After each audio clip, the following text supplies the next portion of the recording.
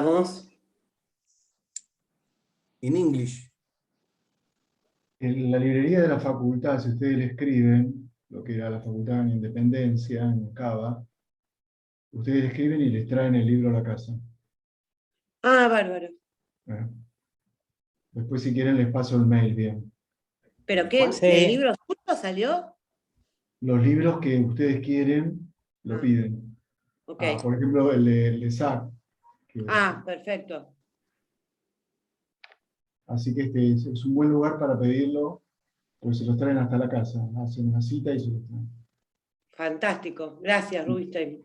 Lo que hablamos con Sofía es retomar desde la clase 9, discutir un poco sobre lo que planteemos sobre la clase 9 y después ella comenzaría con la clase 10, el tiempo que tenga hoy y tal vez la reunión que viene, ¿no? Más o menos esa es la idea que hemos conversado vía México, vía Puebla. Yo quería retomar algo que para mí fue un encuentro con esa clase, la número 2, que tenía que ver con el tema del silencio. Desde esta frase, que Hegel sostiene que el lenguaje nunca abandona el territorio de la generalidad. A mí esa frase me tocó. El lenguaje nunca abandona el territorio de la generalidad y por ello el hablante jamás puede decir un singular que cree decir, el ser en general.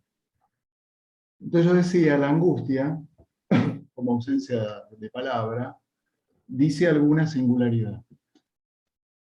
Y después, el dice lo puse entre comillas, lo leí así la vez pasada, y esta mañana se me ocurrió que, en vez de decir dice alguna singularidad, dice la imposibilidad de decir alguna singularidad.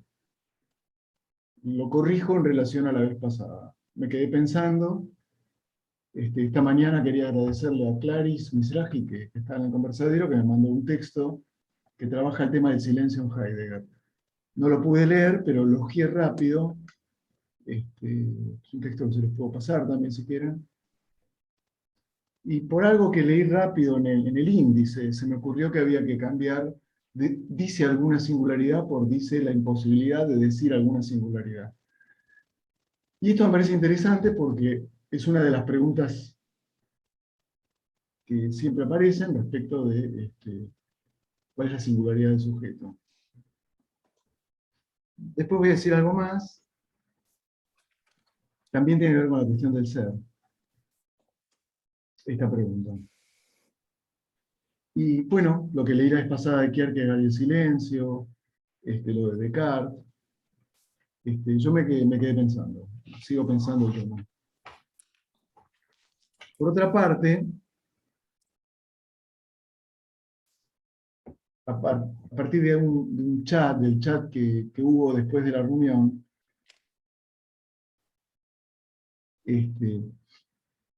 si la entrada al lenguaje implica un exilio,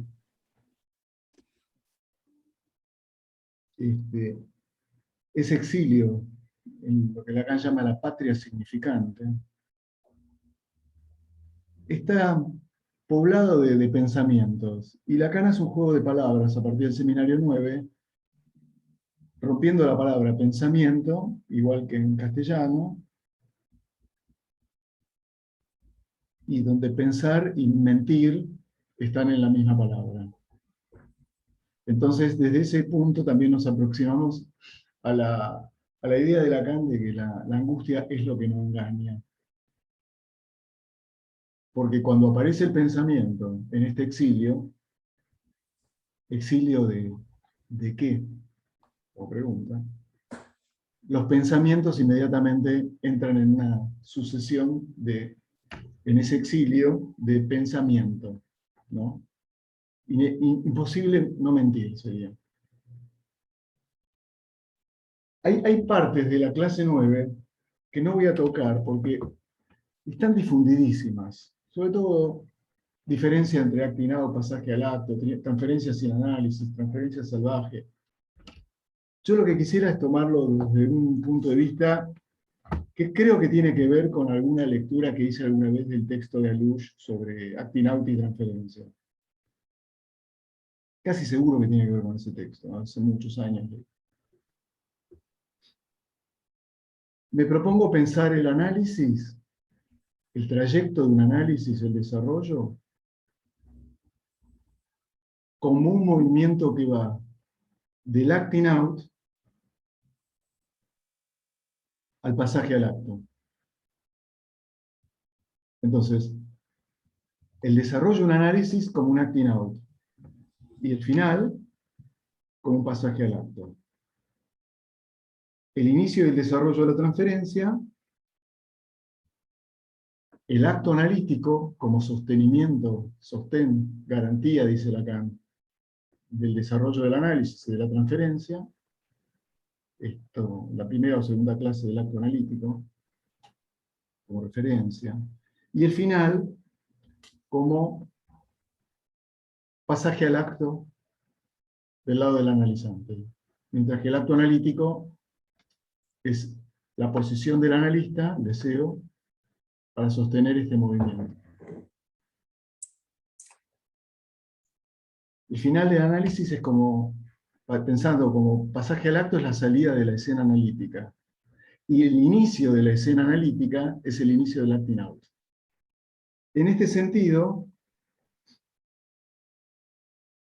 me parece que nos quedamos cortos si redujéramos la idea del acting out como que el analista es un llamado al analista porque el analista faltó a la cita. ¿Recuerdan esta frase de la dirección de la cura? Me parece que va más allá de si el analista falta o no falta a la cita. El desarrollo de la transferencia implica el acting out, inmediatamente. Es decir, una puesta en escena del deseo y del objeto del deseo.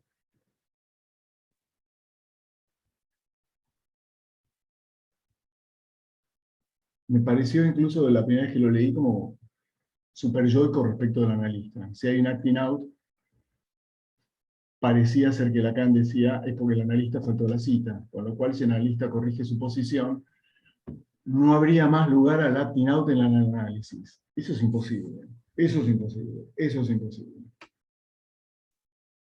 El desarrollo de la transferencia, insisto, me parece que tiene que ver con el acting out, en el sentido de subir a escena, subir el objeto a la escena.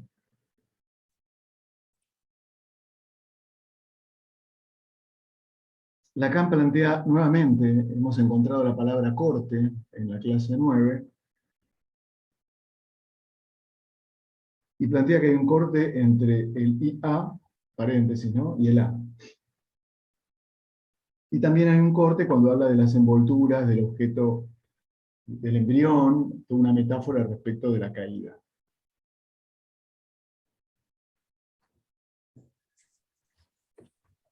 Lacan dice que el pasaje al acto está del lado del fantasma, en el fantasma del lado del sujeto. Es en el momento en que aparece borrado al máximo por la barra. Y aquí, en ese punto, yo lo adelanté la vez pasada, convergen pasaje al acto, es el momento de más grande embarazo, pensando en la clase 1 del seminario, ¿no? La emoción como desorden del movimiento, y ahí se precipita.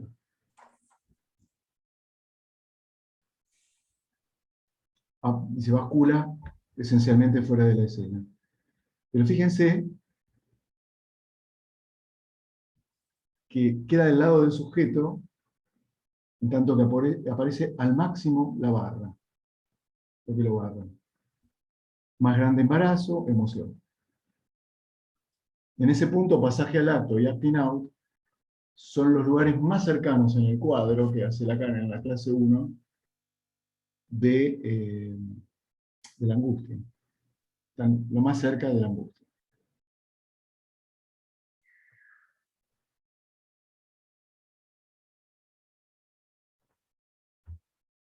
Hay una frase respecto al pasaje al acto que encontré en radiofonía y televisión, en televisión. Lacan dice que en el pasaje al acto hay un retorno en lo real del filo mortal del lenguaje. Lo leo de vuelta. Hay un retorno en lo real del filo mortal del lenguaje.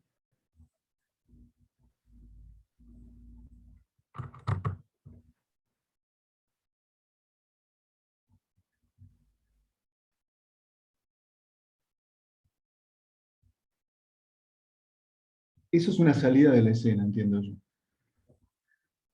En el límite de las palabras. Por eso me parece que el lugar de la angustia y el silencio me parece como algo a subrayar permanentemente. Él dice que en el acting out, a diferencia del pasaje al acto,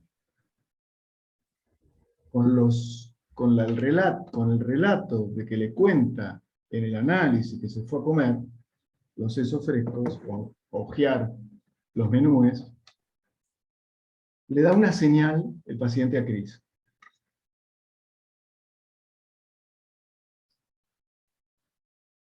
Él dice que el acting es una manera, no solo de eso, pero es una manera de evitar la angustia. O sea, está muy en relación a la angustia.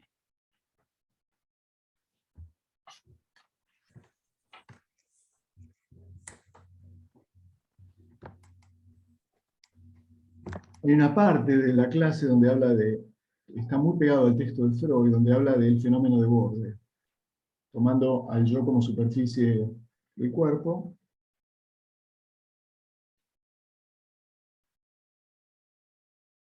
La señal en el límite del yo, contra esta otra cosa que aquí no debe aparecer, en tanto que objeto A. Y ahí dice algo que me parece que vale la pena detenerse un segundito, que es: el resto es aborrecido por el otro.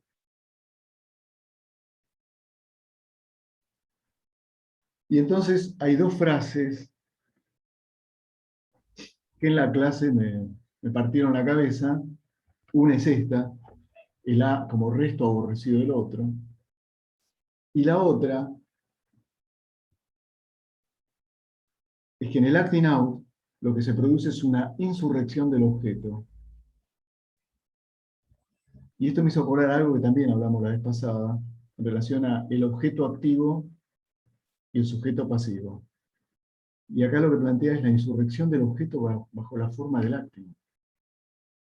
Creo que Lacan no habla de esto en otro lugar, la insurrección del objeto. Y el objeto como el resto aborrecido del otro. Son dos modos de aparecer.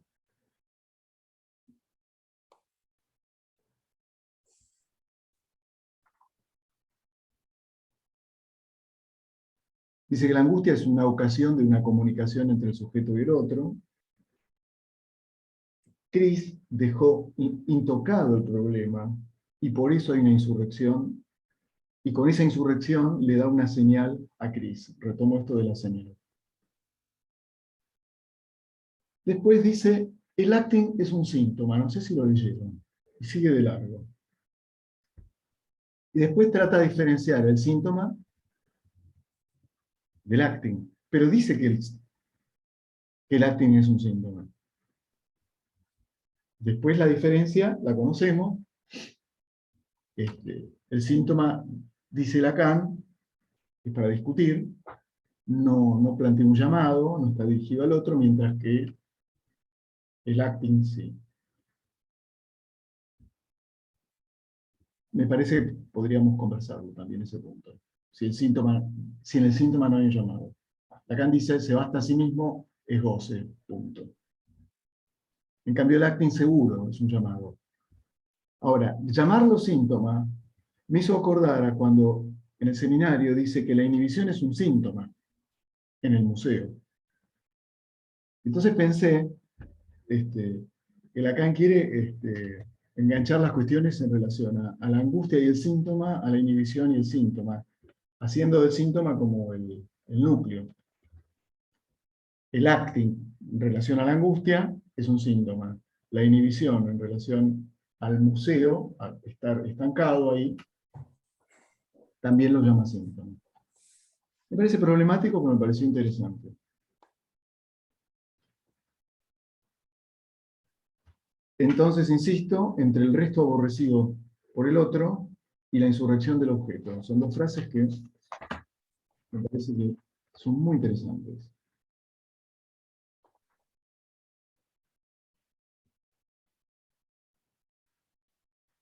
Entonces hay una frase en relación al autorotismo que está bien, no es que se carece del mundo, sino que se carece de sí, o manque de soi. Se falta de sí, es una falta de sí.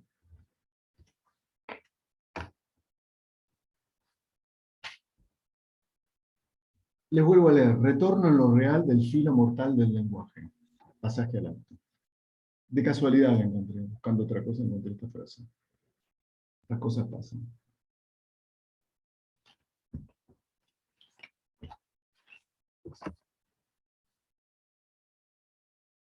Entre el sujeto otrificado, en su estructura de ficción, o sea, en el fantasma, y el otro, con mayúscula, no autentificable, surge esa libra de carne. Otra vez la idea de un resto, un entre, así empieza la frase, ¿no? Textual. Entre el sujeto otrificado, ¿en dónde? En su estructura de ficción, el fantasma. Y el otro con mayúscula, no autentificable, surge esa libra de carne. Entiendo que no autentificable es en el sentido de la no garantía del seminario 6.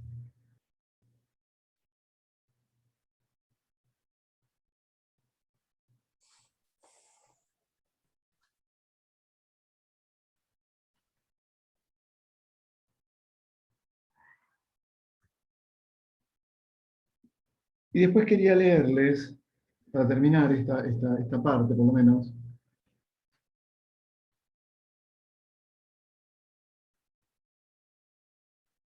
dos cuestiones. Una es en la página 131, el tema de la identificación, que fue uno de los temas importantes que hablamos al final de la reunión, sobre todo en la conversación con Bruno, ¿no?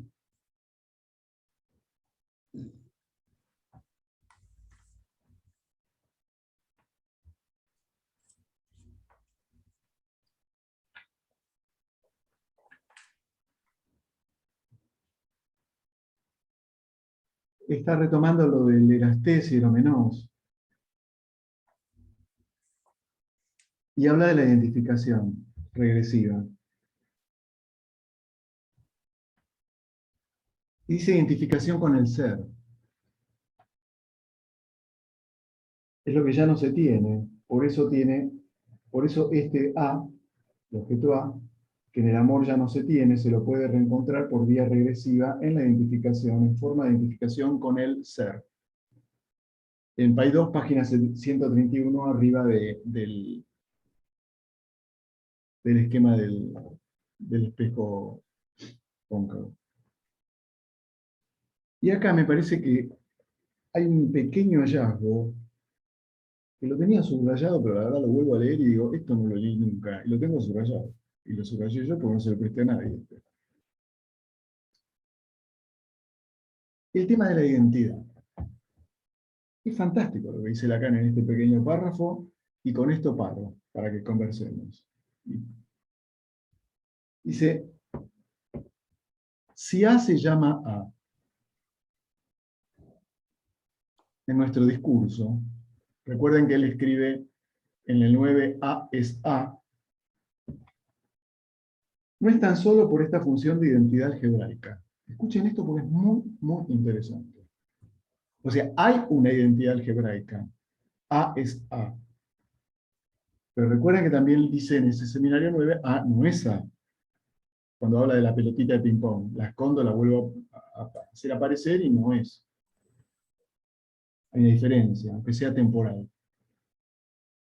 Entonces, no es tan solo por esta función de identidad algebraica de la letra que predicamos el otro día, sino, para decirlo humorísticamente, porque es lo que ya no se tiene. Por eso este A, que en el amor ya no se tiene, se lo puede reencontrar por vía regresiva, la identificación en forma de identificación con el ser. Por eso Freud califica exactamente con el término regresión el paso del amor a la identificación. Pero en esta regresión, A permanece como lo que es, instrumento. Es con subrayado, lo que se es, que se puede tener o no, por así decir. Pero, ¿qué es lo que le ocurre con esto?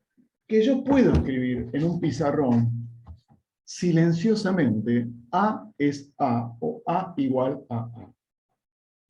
Pero si soy francés y le pido a alguien que lo lea o lo leo, introduzco el equívoco. Porque la letra A es la tercera persona del verbo tener, avoir. Es esto lo que está diciendo Lacan. Y lo dice en forma humorística. Hay una llamada al pie. C con n'a plus. Eso que no se tiene más. Resulta ser entonces que para pensar cosas para más adelante, ¿no? El tema de la escritura en psicoanálisis. El matema. O sea, déjenme exagerar. El primer matema es la letra A. Lo exagero. Sé que hay otros. Pero la letra A es muy importante. La A minúscula. Más, él dice es mi invento. Lacan dice es mi invento. Entonces, otorguémosle que es su invento. Bien. Resulta ser que esta letra, si le prestamos la voz a esta letra, introducimos el equívoco. Porque en francés, A es tener. Él tiene. Y la. Por supuesto que en castellano podríamos introducir equívocos en la letra A. Acéfalo. La letra A de acéfalo. A. Ausente. Tenemos en el castellano, en nuestra lengua, también la posibilidad de prestar la voz para que se introduzca un equívoco. Y la escritura, si es muda, sin voz, tal vez no tenga equívoco. Pero con la voz, me parece que este ejemplo humorístico de Lacan vendría a arruinar cualquier idea de una ciencia y un cálculo, psicoanalítico, en el sentido del cálculo que se hace en el álgebra con las letras, ¿no? No solo escribirlo un matema, sino operar con esas letras, hacer operar esas letras. Y como cálculo. Pero digo, es para más adelante, en todo caso, para cuando aparezca alguna cuestión en relación al tema de la escritura. A mí me gustó la idea, y creo que está influenciada por Alush, de pasar de un inicio como subir a la escena y un final como pasaje al acto. Y en ese sentido, cualquier idea de acto, sea analítico, pasaje al acto, el acto siempre es algo que tenga que ver con ruptura de la escena, con caída de la escena. Y la mejor caída que Lacan plantea en este texto es la madre fálica. Con esto termino. La madre es fálica cuando se le cae de los brazos, o cuando imagina o fantasea que se le puede caer de los brazos. No antes, en el momento del desprendimiento, en ese corte. Hasta acá.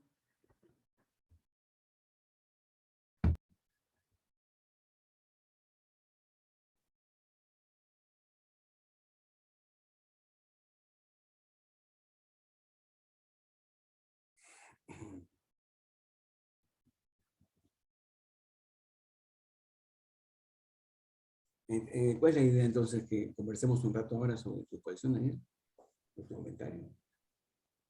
Y después viene Sofía.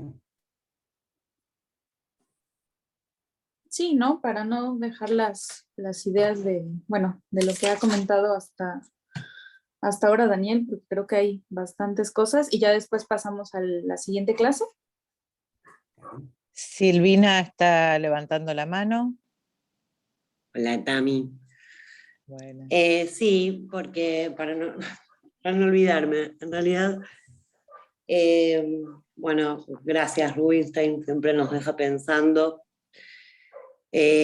Particularmente, a mí me impactó, como dije yo, mucho la cuestión del silencio, me pareció muy, muy interesante en el punto de la apertura, es como que todavía eso sigue dando vueltas en mi cabecita.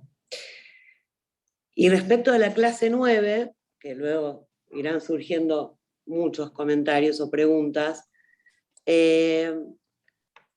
cuando dijo al final sobre la madre fálica, yo cuando leí la clase había entendido como que la madre, en el punto en que deja caer al niño, pero que se le cae de los brazos, que yo lo leí como un descuido de la madre, es donde aparece la madre fálica. Y no sé si es en ese mismo sentido que lo dijo usted, y tampoco me queda del todo claro, digamos, a qué se refiere con el concepto, digamos, de madre fálica Lacan cuando lo dice. O sea, me había subrayado eso como pregunta, digamos. Eso. Me muteo para que no haga ruido, ¿eh?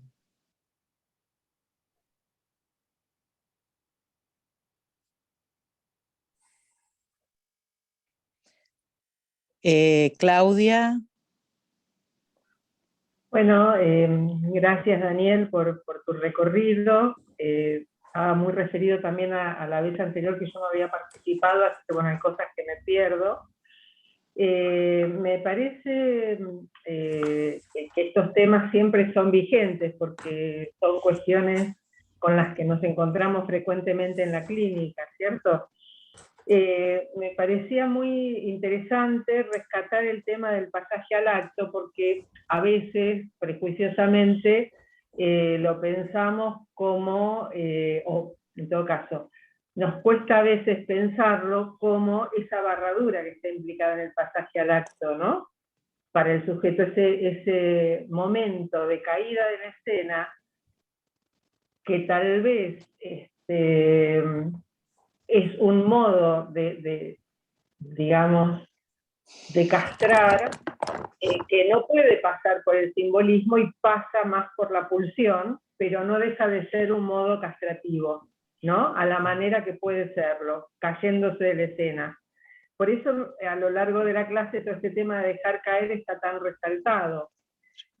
En ese sentido, pensaría que el acto analítico, creo que podemos debatir de qué lado queda, ¿no? Así como dice, bueno, en el pasaje al acto, el sujeto, ¿no? Es un momento de barradura que de algún modo propicia al sujeto, aunque sea con su caída, ¿no es cierto? Aunque sea, bueno, las formas que sean que conocemos del pasaje al acto. En el acto analítico, ¿qué podríamos pensar del sujeto en este proceso? A mí me da para pensar que tiene que ver con el momento de la caída del analista del lugar de sujeto supuesto saber. Creo que es lo que retoman en el seminario 15 sobre el acto psicoanalítico, ¿no? En todo caso, diría, no es la misma forma de caída de la escena. Tal vez no es caída de la escena exactamente, cae, digamos, la omnipotencia del otro, que es distinto, y por una vía que no es la pulsión desnuda, vamos a decir, ¿no? Fórmula un poco simplista, pero para decir, hay algo de un proceso donde la marca del sujeto se puso en juego, y por eso el analista cae, ¿no? A lo largo de un proceso. Quería, digamos, rescatar esta diferencia. Y en relación a la pregunta de Silvina, ¿no habrá algo justamente en esa madre fálica que entra en conflicto y por eso el bien más amado lo deja caer? Digamos, esto que justo la completa se le cae de las manos como una papa caliente, por decirlo también en una fórmula demasiado simple, ¿no? Pero creo que hay algo de esto implicado.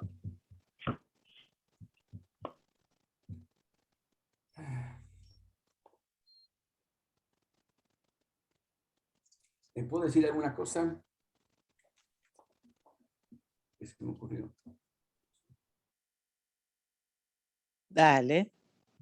No, pensaba en lo que decía Daniel. Me parece que la referencia, hay un texto viejo sobre un ternario freudiano, me parece que se llama así, sobre acting, pasaje al acto, no me acuerdo, recordar, repetir, elaborar. Es una lectura de ese texto, me parece.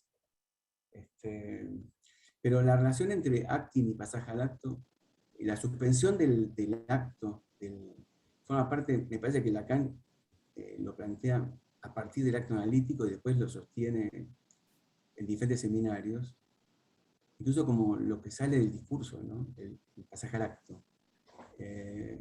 Por eso plantea que, incluso leyendo a Freud, uno puede leer en Recordar, Repetir, Hablar, como hay un deseo de acting, de que algo se suba a la escena del análisis, esa palestra transferencial, y que queda excluido eso que Freud llamaba la toma de decisiones, es decir, el acto. Hay como en Freud, ¿no? Una apuesta a la repetición, y ahí el acting yo creo que estaría del lado de la repetición, y lo que Lacan llama en un lugar, pasar de la repetición salvaje a la repetición en transferencia, es decir, donde está en juego eso del analista, y que queda suspendido mientras dura el análisis, el pasaje al acto, hasta lo que vos, Daniel, situabas como esa resolución del análisis como un pasaje al acto que Lacan llama advertido, ¿no? Eso es una cuestión. Así que el análisis sería casi, la transferencia sería, y acting sería casi sinónimos, casi. Alush enfatiza Lacan también, ¿no? Llama al acting transferencia salvaje. Y me parece que hay algo ahí que, incluso en esta clase, Daniel, cuando dice que los accidentes que se producen durante el análisis debería hacerse de alguna manera a cargo de los accidentes porque él ha tomado el lugar, no es superyoico, pero ha tomado el lugar a donde se dirige eso. Entonces, hasta los accidentes como acting correrían a cuenta del análisis, de ese llamado al otro, ¿no? Entonces yo en un momento pensé que hay como una especie de dialéctica que habría que pensar, ¿no? Que el acting sería como un modo de, como vos decías a Cris, un llamado a atención. Esto es lo que falló la interpretación, lo que no tuvo en cuenta, pensando en la realidad no sé, de los textos que va a verificar si había o no plagio. Entonces, el acting sería un llamado a atención acerca de algo que nadie sabe qué es. Porque entiendo que todo el mundo, cuando hay un acting, todo el mundo piensa, está llamando la atención a alguien, está llamando la atención. Quiere llamar la atención, dicen todos, ¿no? No hace falta ser analista para decir de alguien, está llamando la atención. Lo que no se sabe es acerca de qué. Eso permanece opaco para el que hace el acting como para a quien está dirigido, hacia ese otro a quien se dirige. Me parece que eso es un poco así, ¿no? Y bueno, después otra cosa sería el tema de la diferencia entre, me acordaba de Freud, ¿no? Entre síntoma, inhibición y angustia. Para Freud el núcleo es la angustia.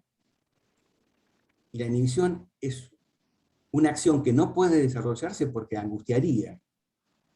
Está detenida por eso. Y el síntoma es una acción que no puede no hacerse porque también angustiaría. Entonces, tanto el acto sintomático, o el síntoma como acto, ¿no? Y la inhibición como detención, estarían referidos a una angustia evitada, hay una evitación de la angustia. Me parece que yo ubicaría el núcleo en lo que acá va a llamar, primero Freud, ¿no?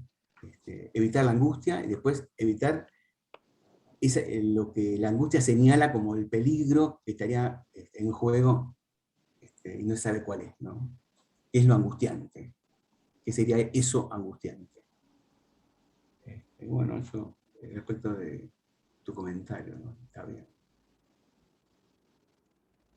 Levantaron la mano. Una cosa más sobre la subversión Sí. del objeto, que me gustó mucho eso que tuviste. Pensaba que había cierta continuidad con el seminario 6 y el acting que él describe en la normalización. El acting es una protesta perversa.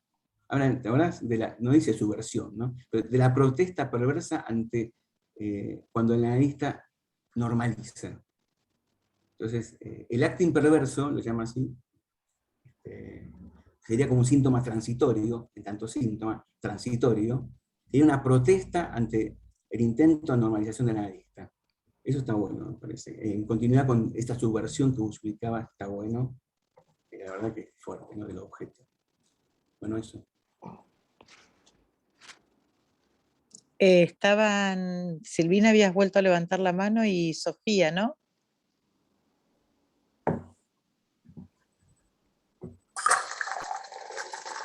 ¿Quién quiere comenzar? Bueno, para no perder tiempo, dos cuestiones, una respecto del acting y la otra respecto de la identificación.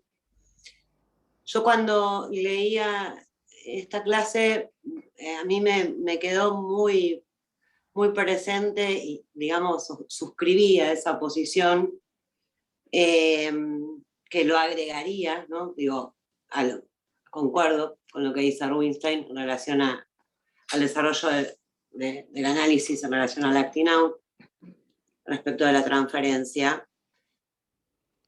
Y también algo que Claudio explica de una forma, o trabaja de una forma genial, a mi gusto, en el libro, en su libro sobre el acto analítico, donde habla del acting out como, en un momento,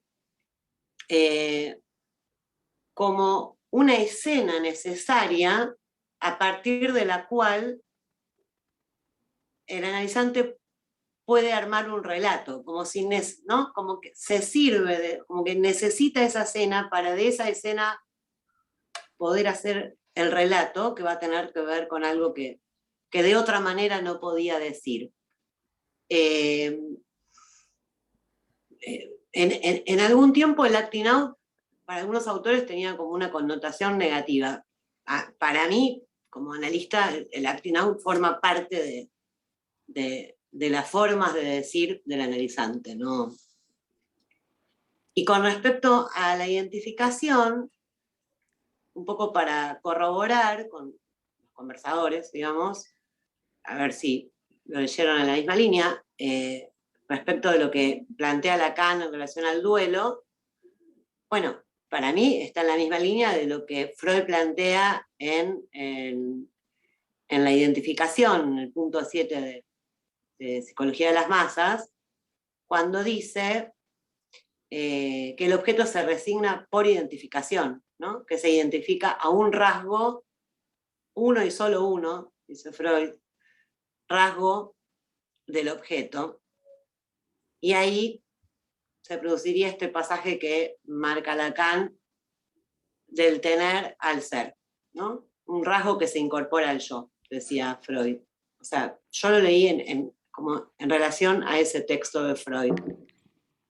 Bueno, le cedo la palabra a Sofía.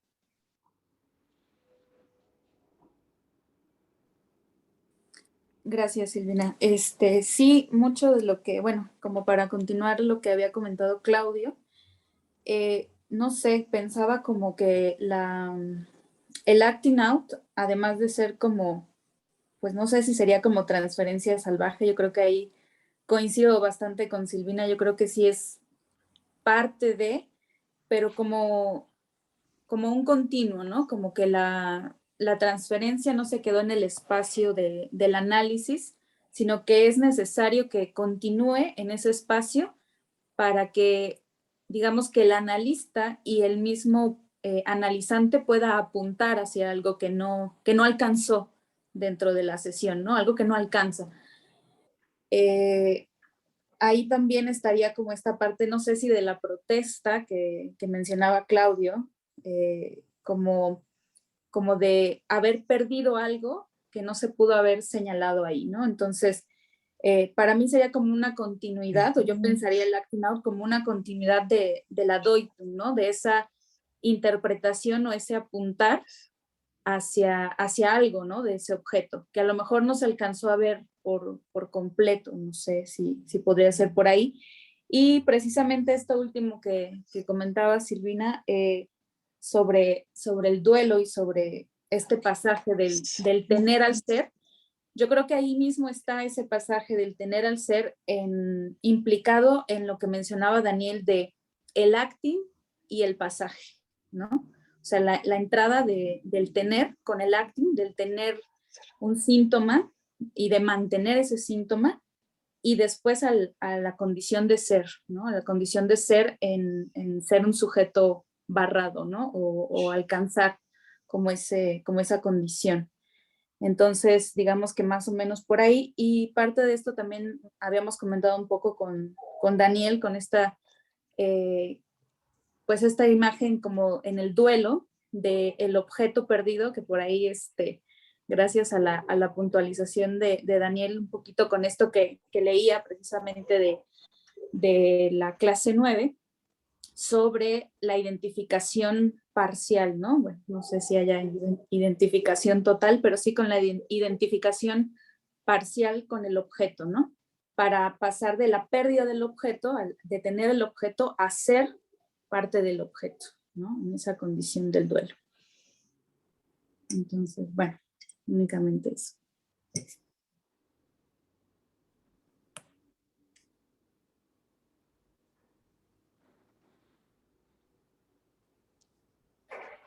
No sé si haya por ahí algún comentario o continuamos. Sí, yo tenía un pequeño comentario para hacer. No sé si había alguien antes anotado. No, dale. No, dale. No, lo que quería comentar en relación con lo que traían Daniel y Claudio sobre el texto de Alush, bueno, me parece a mí lo que me resulta interesante del modo de lectura que él plantea, de repetir, recordar y reelaborar, es la idea de cómo ubica la fundación de la escena analítica como una caída de la Bragiren, dando lugar a la Giren, ¿no? Que es el término el que se traduce por actuar, en el cual se enraiza después vía la traducción inglesa la noción de acting out, ¿no? Y lo que me parece interesante es que él ubica ahí la idea de que lo que hace caer el apajagiren, la abracción, es justamente la caída de la demanda en el lugar del otro. O sea, la demanda de abracción, la demanda de la escena buscada, ¿no? Y que el análisis en cierto punto se instituye con esa caída de buscar esa escena en el pasado a reaccionar. Ahí irrumpe el problema de un modo de actualidad en la transferencia que se corre, digamos, de esa búsqueda de una causa pasada direccionada por el método catártico, ¿no? En la búsqueda. Entonces, el punto que me parece interesante es que a partir de ahí él ubica que el acting irrumpe como ese resto, o sea, el resto de la caída de la demanda del otro, es el resto que queda de la bragiren, de la abracción que cae, bueno, queda el resto, que es el acting. Y en ese punto a mí me parece interesante porque se pueden pensar, yo lo pienso en dos vertientes distintas. Por un lado, me parece que se puede pensar que la bragiren, o sea, esto, una lectura que yo hago, una interpretación que prosigo avanzando, pero que no lo plantea Lush como tal en ese sentido. O sea, que que el acting out se podría pensar en cierta forma como un resto de que algo de la demanda del otro persiste operando en el lugar del analista. Esa me parece una vía que es por ahí, esta que lleva a pensar la idea de que algo del analista se ha corrido de su lugar Pero a mí lo que me parece más interesante, más allá de esta lectura, que creo que es totalmente válida en cierto punto, es la idea de que además el acting out toca en un punto el problema del acto analítico en la medida en que no hay abordaje del deseo, sino en esa actualidad transferencial. O sea que la idea de que la escena analítica se instituye en algo que no puede escamotear el problema del acting como una cierta forma de puesta actual del deseo en transferencia que involucre un nuevo encuentro con una posición del analista donde ha caído la causa demandada en el pasado. Bueno, entonces en ese punto me parece que muy interesante, y creo que esto también antes de la intervención de Claudia, respecto del acting como una forma, no sé si vos decías, lo conectabas con la idea de omnipotencia, de una caída de la omnipotencia, el acto. Bueno, yo creo que en ese punto, se puede pensar algo del estatuto del acting como articulado como al acto analítico instituido en el sentido de que cae algo de la demanda del otro en la transferencia, en ese sentido.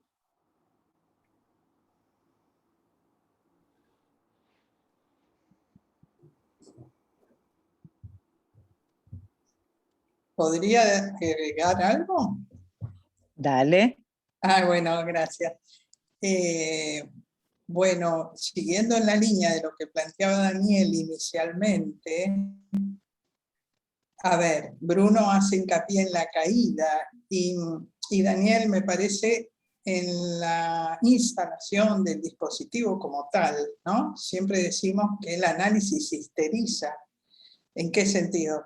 En el sentido de hacer viable esa demanda y escenificarla, ¿no? Armar una escena, digamos, es el dispositivo mismo de la entrada en transferencia, ¿no? Hay ahí en juego una demanda, hable, ¿no? Alguien que se interesa por el decir del otro, esto mismo histeriza. Entonces, digo, en esa misma medida, podríamos decir, el acting es inherente a la estructura misma del análisis. Me parece que, pensando esto en relación a lo que decía Claudio, de la transferencia salvaje, en relación a la significante, a la repetición significante, bueno, ¿no? La necesariedad de la instalación de un dispositivo en tanto que tal para que justamente operar ese pasaje, ¿no? De la transferencia salvaje, que es inherente a la instalación de la transferencia respecto de la posibilidad de viabilizar una repetición significante. Ahí sí pienso en la caída de la demanda al otro, ¿no? En ese momento, digo, en el momento en que algo de la repetición significante pueda tener lugar. Sí. ¿Puedo decir algo también? Sí, estaba Claudia y después Claudio. Digamos, me resultó muy interesante cómo se fue, ¿no? Como debatiendo el tema del acting también, en el sentido de ver toda como lo propiciatorio, ¿no? En términos de estar, digamos, ahí justamente involucrada la transferencia, en tanto el acting como llamado al otro, está llamando a la omnipotencia del otro, ¿no es cierto? Pero la está llamando, como sabemos también, como se puede decir desde Freud, en lo que sería esa neurosis particular de la transferencia, ¿no? Está llamada esa omnipotencia del otro a ser trabajada en la transferencia. En última instancia, como veíamos en el seminario 6, el proceso del análisis está encaminado hacia la castración necesaria, como dice Lacan, del caso de Hamlet tomado como un caso clínico, ¿no es cierto? Hamlet está a lo largo de la obra en el proceso de alcanzar la castración necesaria. Y la castración pasa por la caída del gran otro encarnada en el sujeto supuesto saber, en esta neurosis particular que es la transferencia. Por lo tanto, está llamado el acting se produce, tiene todas las ventajas, digamos, ofrece todas sus ventajas, pero obviamente está ahí para que pueda ser disuelto ese llamado al otro, ¿no es cierto? Procesado en términos de que no hay garante al final del análisis, no hay otro, ¿no es cierto?, capaz de encarnarse en ese lugar de la omnipotencia. Ese sería el gran trabajo con la neurosis, ¿no? Así que bueno, conduce al acto analítico, en términos de esto que vos decías, Bruno. Sí, en este sentido yo creo que en definitiva, tomando esto que vos traes, lo que plantea Freud, una lectura que se puede hacer de repetir, recordar y reelaborar, es que no hay análisis que se pueda hacer escamoteando el problema estructural del llamado al otro, y cómo se tramita, o sea, no hay análisis sin un punto ahí, sin tocar ese punto límite de la demanda del otro. Entonces, bueno, después, eso es causa de trabajo para abrir, digamos, a una repetición de otro orden, por llamarlo de alguna manera, pero me parece que eso es lo que instala la escena analítica como algo que totalmente desfasado de lo que era el tratamiento catártico que Freud practicaba con Breuer.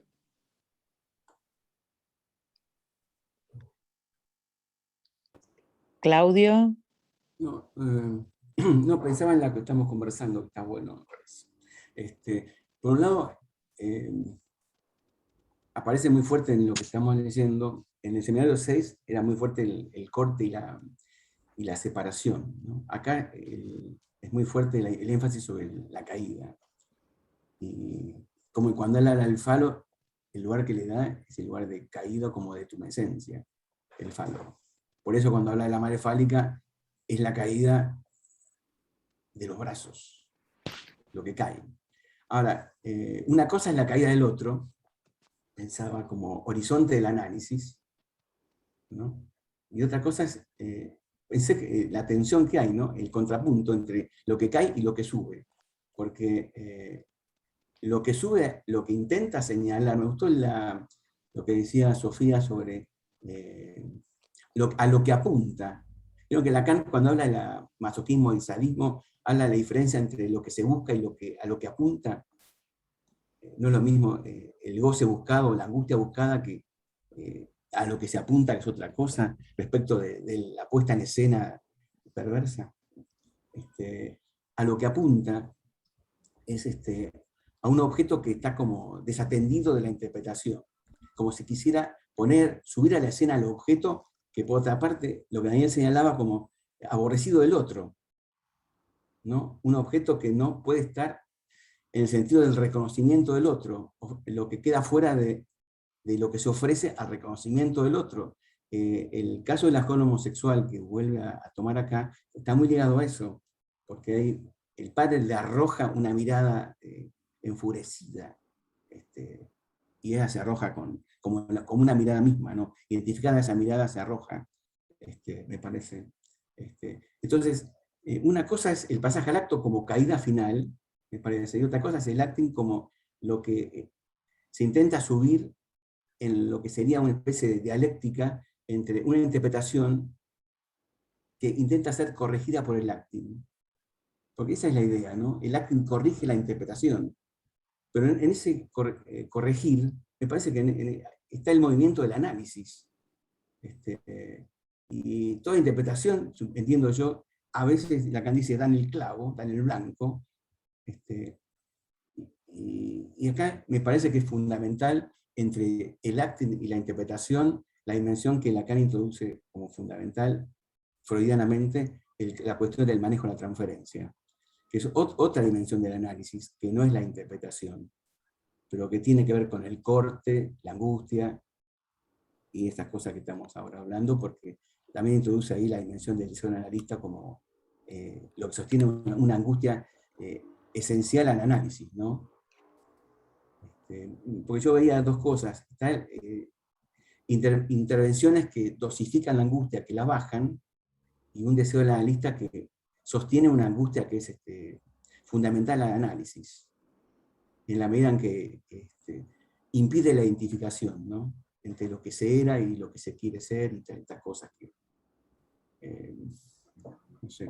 Me llamó la atención, leyendo esta clase, como por momentos que Lacan en el seminario de la transferencia dice que el analista se abstiene de dar señales de angustia, y acá en la clase que va a comentar Sofía, la clave, el toque, el corte está dado porque el analista comunica su angustia, y eso genera un corte. Así que hay algo que él mismo modifica respecto de afirmaciones muy contundentes que había dado. No sé si ustedes lo leyeron eso. A mí me llamó mucho la atención ahora releyendo, porque yo también he dicho, he enseñado la importancia del abstenerse y de dar señales de angustia. Pero cuando Lucy Tower, sin saber lo que dice o hace, dice, me da pena, no sé si se angustia, no sé, Sofía, esto lo vas a comentar vos, pero me parece que pasa algo ahí que libera algo, es liberador, dice Lacan, ¿no? Eso me gustó. Así que entre el acting, la interpretación, hay que introducir angustia y manejo de la transferencia. Creo que habría que, como dimensiones del corte, ¿no? Se me ocurrió eso, escuchándolos. Diego está levantando la mano. Sí, una cosita por ahí antes de pasar a la otra clase, del comentario de Sofía, que tiene que ver con esto del manejo de la transferencia, que decía Claudio, ¿no? A mí me gusta cómo Lacan lleva la cuestión de ahí del acting ego, el pasaje al acto, a la referencia al Talmud, ¿no? A la anécdota del Talmud en relación a la chimenea, que no sé si ustedes la tienen presente, la trabaja muy bien a mi gusto Gloria Leff, la psicoanalista, ¿no? de la escuela de Alush, en un librito que se llama Juntos en la chimenea, porque Lacan usa la anécdota de la chimenea, ¿no? Y viene jugando con el término de desollinar la chimenea, ¿no? de Anao, y usa ahí la referencia a la chimenea como una manera de indicar que ni el analista ni el analizante pueden salir limpios de la escena transferencial, ¿no? Digo, la anécdota del Talmud, la tengo por acá porque la cita Gloria Leff, si no la tienen presente y les puedo tomar unos minutos, se la leo, no es tan larga. Podemos leer el Talmud también, Diego. Estaría bueno. Un sábado también leer el Talmud, inconveniente. Podemos leer el Talmud, sí. Nos volvimos un jueves para leer el Talmud. ¿No? Que hay un doctor, ¿no? Un doctor que va a ver a un maestro en el Talmud, y este maestro del Talmud le plantea la situación siguiente, ¿no? Se la leo como la reproduce Gloria Leff. En este librito, que me parece que es muy, muy recomendable. Sobre todo porque, ¿no? Porque todas las clases que siguen, digo, la 10, que va a comentar Sofía, ¿no? Giran todas acerca del manejo de la transferencia, la contratransferencia y las mujeres analistas, ¿no? Digo, Margaret Little, Barbara Lowe, Lucy Tower, ¿no? Me parece que hay un conjunto de clases que siguen, arrancan de esto. Lacan se detiene en cómo manejan la transferencia y lo que se llamaba en aquella época la contratransferencia a las mujeres analistas, ¿no? De eso se ocupa Gloria Leff en el libro. Bueno, el rabino le muestra 2 dedos al doctor en filosofía y le dice: 2 hombres bajan por una chimenea. Uno de ellos sale limpio y el otro sucio. ¿Quién va a lavarse la cara? ¿No? Esta es la pregunta que Lacan retoma al final de la clase.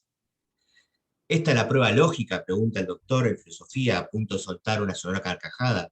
Por supuesto, le responde el rabino. Pues, el que sale sucio es quien va a lavarse, ¿no? Falso, le dice el rabino.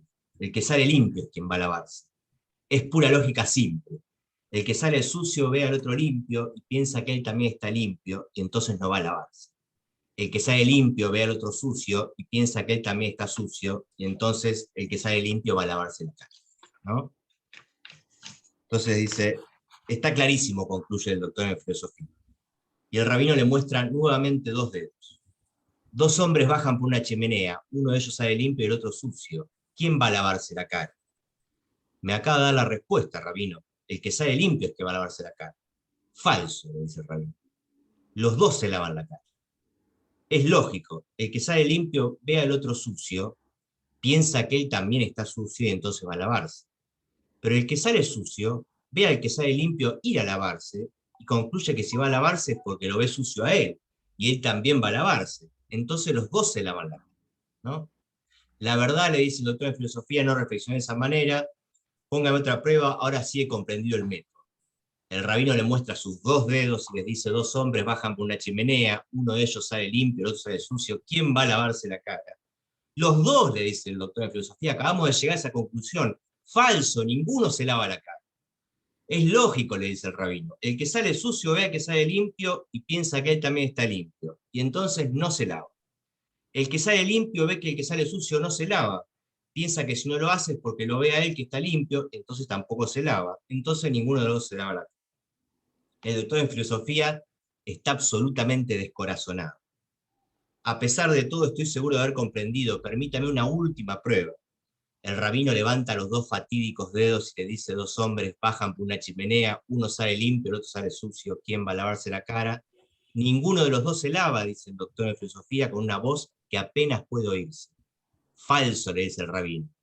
¿Comprende ahora las limitaciones de la lógica socrática para resolver los problemas talmúdicos? La respuesta es que es una pregunta tonta. ¿Cómo podrían 2 hombres bajar por la misma chimenea y uno de ellos salir sucio y el otro limpio? Quien no comprenda esto no tiene el espíritu apropiado para la enseñanza del Talmud, ¿no? A mí me encanta que Lacan usa. Efectivamente, ¿no? ¿Cómo pueden 2 personas involucrarse en un análisis y una salir limpia y la otra salir sucia? Bueno, eso quería comentar.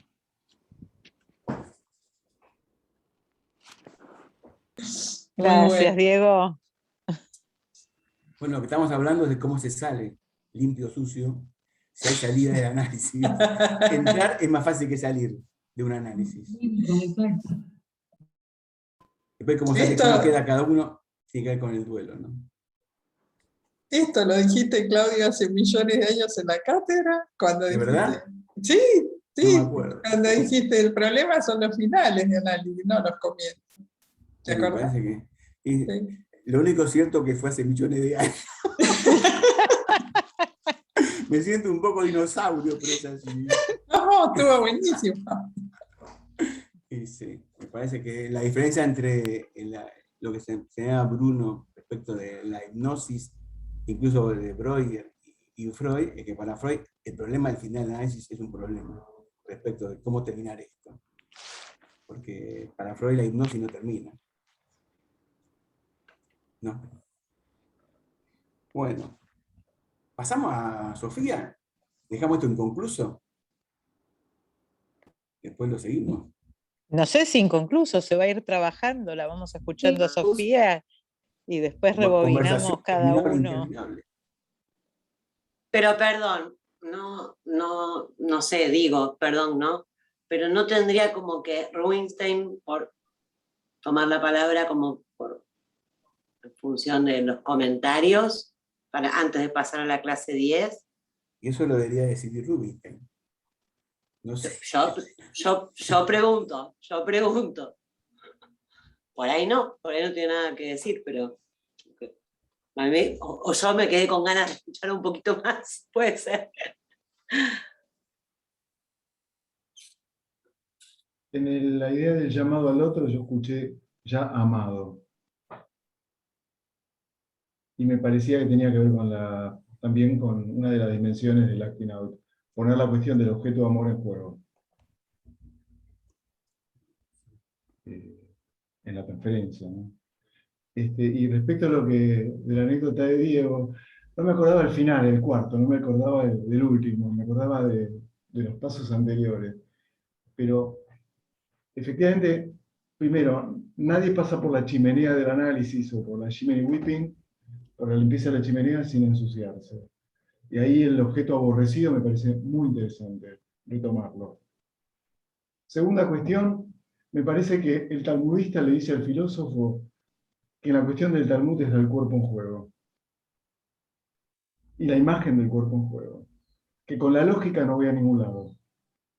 Y por eso me sirve mucho lo que, Diego, me refrescaste, porque la llamada al pie que leí, es que con las letras las escribo, pero cuando empiezo a hablar hay equívoco, porque la fonación, en relación a la lengua, implica cómo se sitúa ese cuerpo en relación a lo que dice, a posteriori de lo que dice, de lo que se escucha de lo que dice.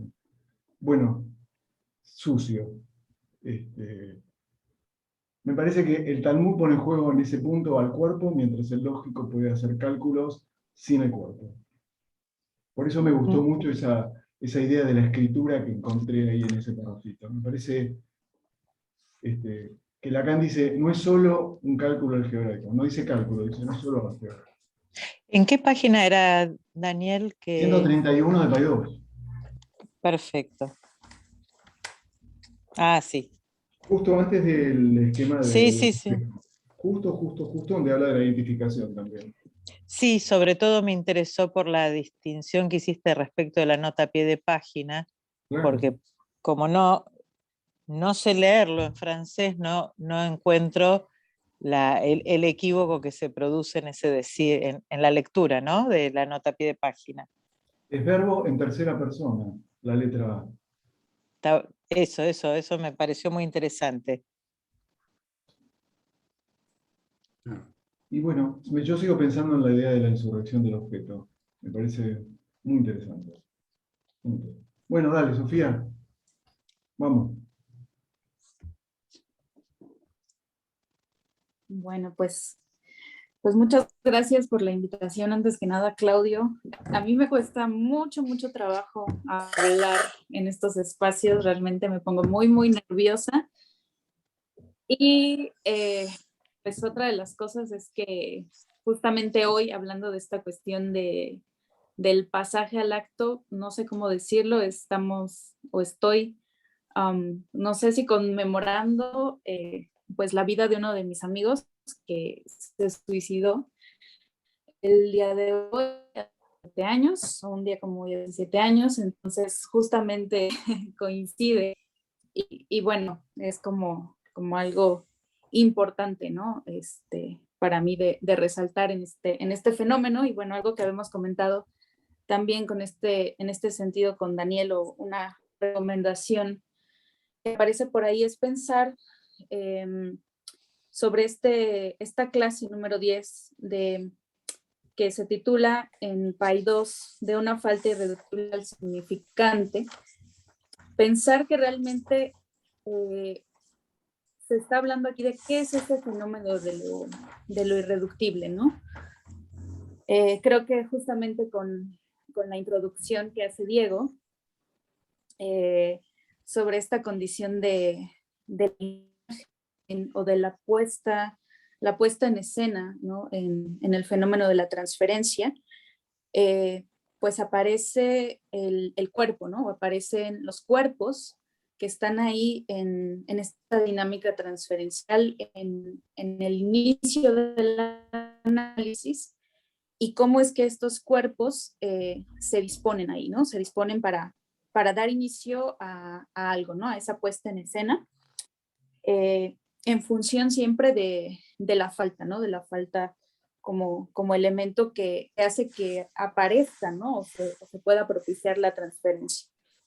Entonces, cuando pensamos en esta función primero de la falta, como algo que se pone en función de, sería en función de qué aparece esa falta, ¿no? En función de qué aparece esta lógica transferencial y por qué va a ser irreductible al significante, ¿no? Yo creo que aquí,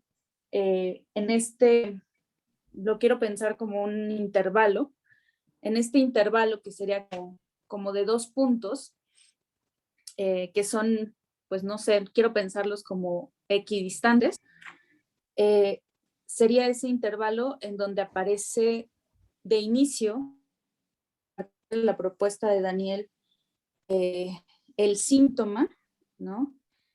En el medio aparecería el acting out y al finalizar aparecería el pasaje al acto, ¿no? Y dentro de esto sería como la función dentro de la transferencia de los cuerpos o del cuerpo, tanto como del analizante, del fantasma, ¿no? La dinámica del fantasma. No sé si todavía se escucha por ahí porque aquí se trabó un poco. Sí, se entrecortaba un poco. Ok, es que está como, ya los veo en pausa, pero no sé si me escuchan todavía. Ok. Y bueno, hay muchas cosas en sí que pensar dentro de esta figura que aparece desde la topología como un recurso que va a utilizar Lacan en varias ocasiones, que es esta figura del toro, y estos tipos de agujeros que se van a plantear como desde dos perspectivas, ¿no? Los círculos reductibles y los círculos irreductibles, ¿no? Entonces, a mí esto me llamó mucho la atención porque se pregunta, ¿no? O aparece la pregunta de cómo se puede llenar un agujero, ¿no? Y no solamente es cómo se puede llenar ese agujero, sino que hay tipos de agujeros que algunos se pueden reducir, pero algunos otros no se pueden reducir, ¿no? A su connotación más simple. Entonces, en el caso de los círculos, ¿no? O en el caso de pensar estas imágenes como algo que nos ayuda a reconocer lo que aparece ahí en el fenómeno de la transferencia, creo que estaría más que el círculo, o yo pensé un poquito más que el círculo, en la superficie, ¿no? En la superficie que aparece ahí como el cuerpo del otro, ¿no? El cuerpo que está ahí en cuanto a la imagen, ¿no? Creo que todo el tiempo está hablando de este sentido de la imagen y de lo que no se puede reducir, ¿no? La pregunta es, o varias preguntas que surgen es, ¿cómo se puede colmar ese agujero? ¿Por qué no se puede reducir ese elemento? Y si no se puede reducir, ¿cuál sería la función, ¿no? que podría ser factible para llenarlo, ¿no? Entonces, creo que por ahí Daniel había hablado un poquito de estos fenómenos de borde, ¿no? Que es el hecho de bordear el agujero, que es la única posibilidad que se tiene para ir como sombreando, por así decirlo, ¿no? En este círculo, esa función que se tiene en la transferencia, ¿no? Esa función del análisis. Creo que aquí otra de las cosas, digo, son bastantes, creo que aquí otra de las es que planteaba por ahí alguna pregunta, déjenme me encuentro.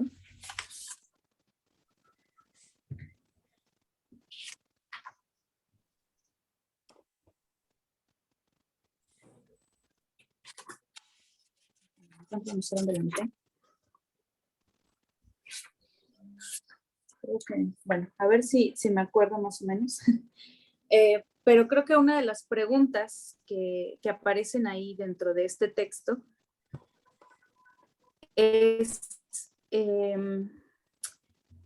si aparece el significante, ¿no? Como algo que va a entrar en lo real, ¿no? En lo real del cuerpo, dentro de la dinámica transferencial, entonces, ¿cómo estaría ahí implicado el acting en el cuerpo, ¿no? O sea, quiero pensar en un caso donde una persona, cada vez que iba a análisis, cuando salía, chocaba, ¿no? O sea, al finalizar, siempre chocaba. Entonces, ahí cómo está el cuerpo implicado y cómo está el significante, ¿no? Cómo va a aparecer ahí en ese acting como algo que decíamos va a apuntar hacia otra interpretación, ¿no? O va a apuntar hacia algo de la imagen del mismo sujeto que, digamos que cuando está en relación con el objeto, se ofrece a esa interpretación, se ofrece a ese deseo del otro, ¿no? Y a esa demanda. Y también me acordé mucho de una frase que me gusta mucho, que es cuando están hablando de cuando alguien habla, esto que está diciendo en el texto de Freud, que cuando alguien habla se hace la luz, ¿no? Que cuando alguien habla, la palabra o el significante, de alguna manera entra como en esto de lo real. Y la idea es si entra o lo bordea, porque en algún momento llegué a pensar en la idea de coagular, ¿no? Y en la idea también con el cuerpo de cicatrizar algo, ¿no? Hablando de fenómenos de borde y de fenómenos o de condiciones topológicas, ¿no? ¿Cómo es que cuando aparece un hueco, en este caso en el cuerpo, ¿no? ¿Cómo se llena o cómo se colma ese hueco? ¿No? Y hacer como una especie de analogía con la palabra que entra en lo real, ¿no? ¿Cómo es que ese hueco se llena, en este caso con la piel, con la cicatriz, ¿no? Y va bordeando precisamente, como entretejiendo eso de lo real, ¿no?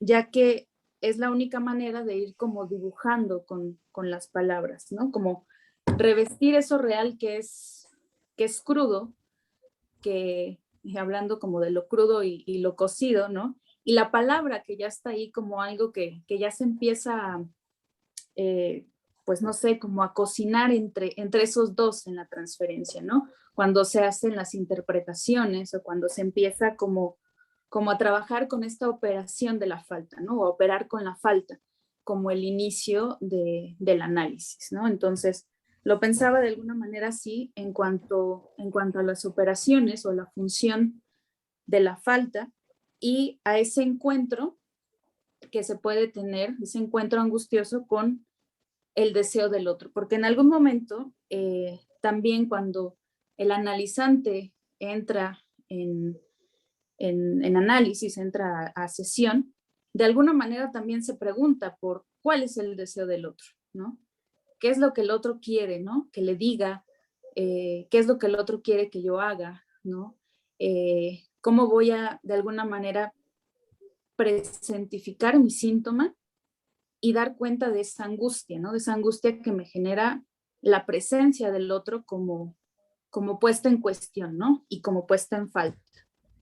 Entonces, yo creo que también ahí es donde se pueden producir estos fenómenos y dentro de estos fenómenos aparecer el acting out, ¿no? Como una forma de bordeo y una forma de transfer. Bueno, y por acá, otra de las cosas de lo que, bien para hacer como un seguimiento de lo que decía Daniel, esta imagen, ¿no? Esto que se habla mucho en el fenómeno transferencial como una condición amorosa, es pensar en estos dos lugares que serían el erastés y el eromenos, como los lugares que fundamentan la operación analítica, ¿no? Estos lugares distintos en donde se va a producir precisamente el amor de transferencia, lo que se va a llamar el amor de transferencia, y por ahí leí algo que me pareció interesante, o también el horror de la transferencia, ¿no? Es decir, aquel que va buscando que el otro le diga, ¿no?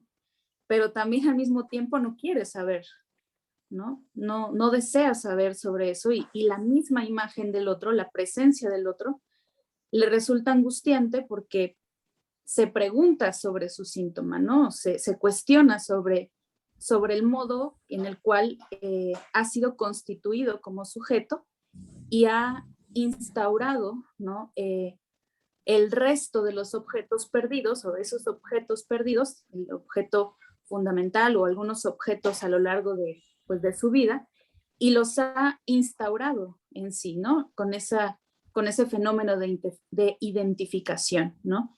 Y digamos que los trae ahí de alguna manera. Entonces, eso sería como el soporte del objeto, ¿no? Como ese soporte que el analista de cierta manera va a tener que trabajar desde la transferencia, ¿no? ¿Cómo es que el otro ha instaurado y se ha identificado con esas con esas partes, ¿no? Lo pienso como, no sé, como una especie de Frankenstein, ¿no? De hecho de retazos ahí como mal puestos, ¿no?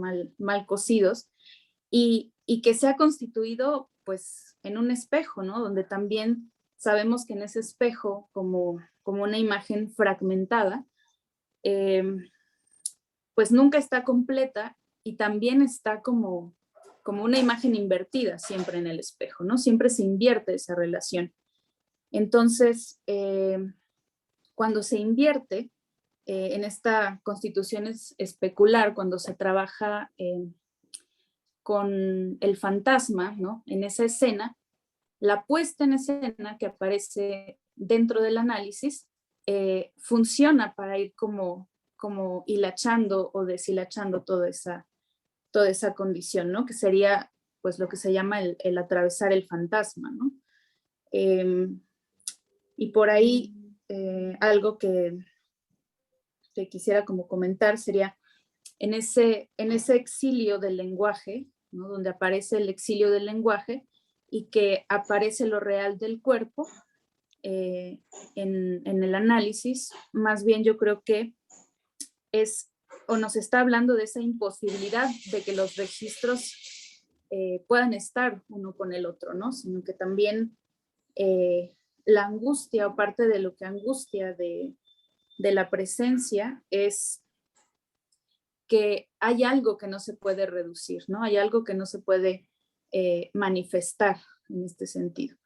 Entonces, pues más o menos algunas ideas por ahí. Estoy como tratando de rescatar algunos puntos. No sé hasta ahí. ¿Qué piensan?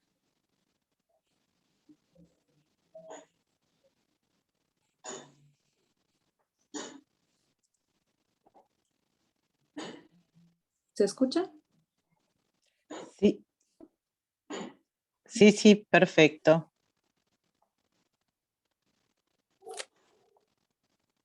Es que está fallando un poquito aquí. Creo que por ahí Beatriz quería comentar algo, no sé.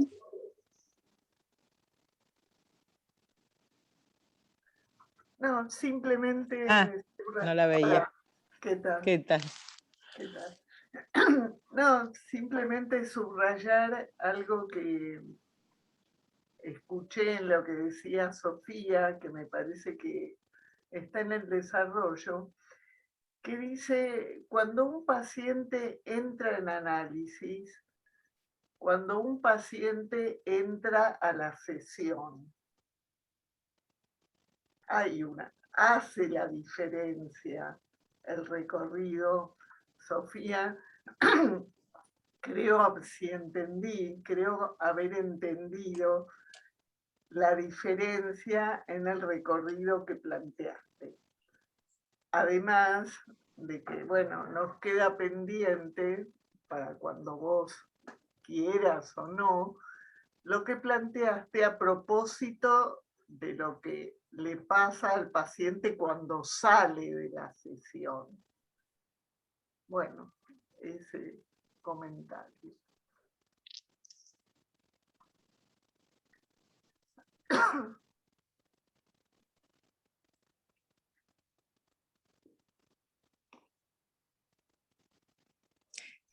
Silvina.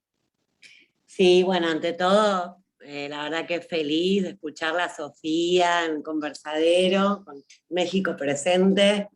Sofía, bueno, vos decís que te genera mucho pudor tomar la palabra así en estos espacios, y la verdad que nada, estuviste fantástica, un placer escucharte. Muchas gracias. Me quedé pensando, me vino a la mente respecto de esto que decías de aquello, de cómo la presencia del analista, si no entendí mal, cómo puede angustiar. Y me vino a la mente una situación de un, iba a decir analizante y me retrocedí hasta paciente, que está en en sus inicios, digamos, de análisis, en medio de un gran dilema obsesivo, tal como lo habíamos visto el año pasado en relación al seminario 6, y la sesión se le presentaba como otro dilema, como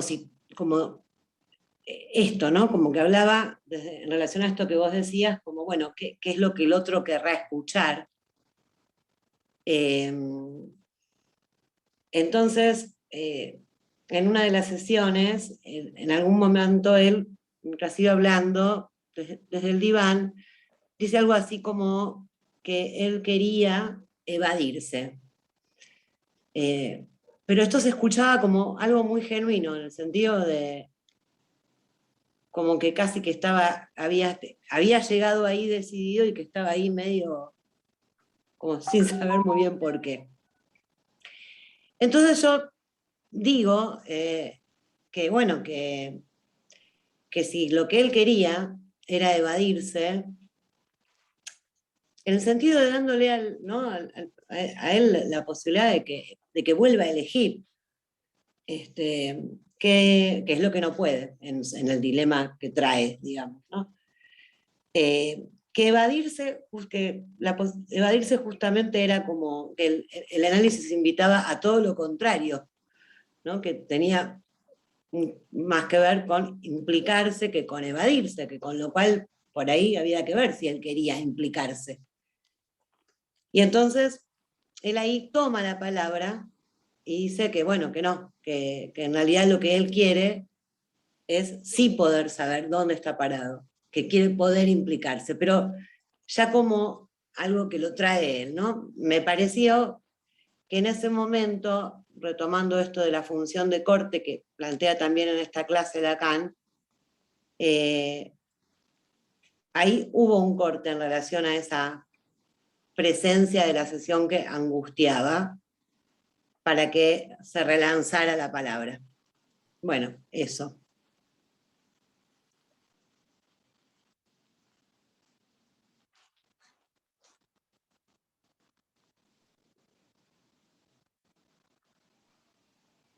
Gracias, Silvina. Sí, no sé si ese evadirse también parte de la entrada en análisis o pensar esto podría ser el saber si el otro va a evadirme o voy a ser evadido por el otro, ¿no? Sí, perdóname que te interrumpa, Sofi, pero tal cual, porque en la sesión anterior, a raíz, no importa, de un percance que yo había tenido, él llega y dice, hoy venía pensando que ibas a echarme. Justamente le dije, no soy yo quien está esperando una respuesta, porque tiene a dos mujeres esperando una respuesta, ¿no? Entonces, bueno, yo me había quedado en la serie. Pero bueno, sí, claro, tiene que ver con cuánto el otro puede soportarlo. Que bueno, que hay que mostrar que tampoco todo es soportable, ¿no? Digo, no todo es soportable. Por eso él tenía que poner algo de su parte o no, pero podía irse también.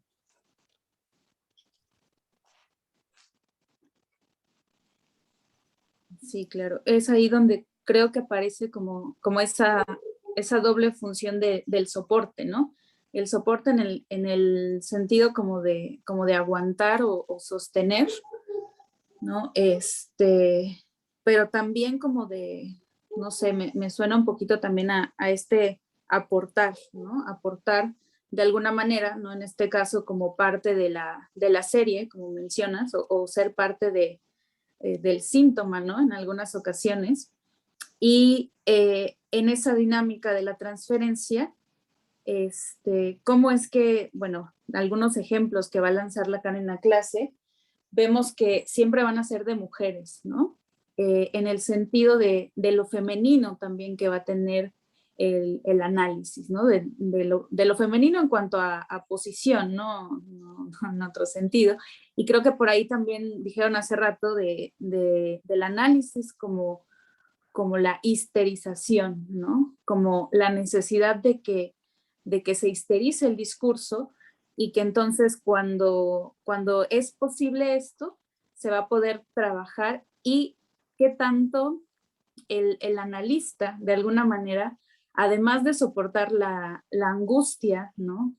La angustia que le puede generar la demanda del otro, la angustia que le produce también su propio deseo, ¿no? Su propio deseo y su propia demanda respecto al otro, ¿no? Que están ahí, ¿no? Que están ahí en esa superficie y que están sostenidos o siendo sostenidos de ambos lados, ¿no? Creo que por ahí está un poquito lo que decía Diego o lo que traía a colación sobre estas respuestas que muchas veces no se resuelven desde la lógica, ¿no? Sino que es necesario la apuesta por lo real, ¿no? La apuesta por el imaginario también que aparece ahí como mediando esa dificultad o esa imposibilidad de la cual se hablaba.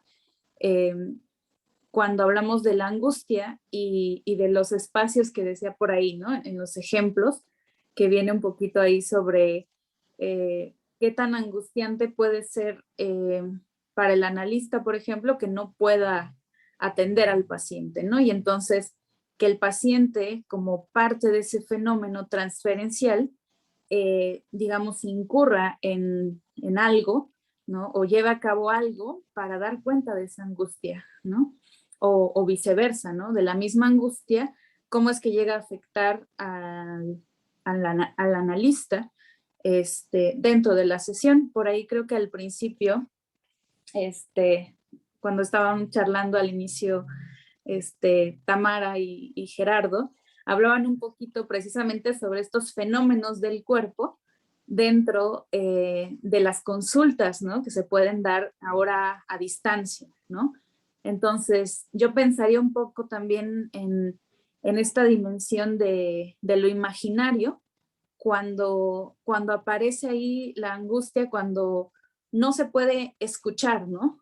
Cuando no se puede escuchar algo, y no porque no hayamos prestado atención, ¿no? Sino que de repente, pues estos dispositivos fallan, ¿no?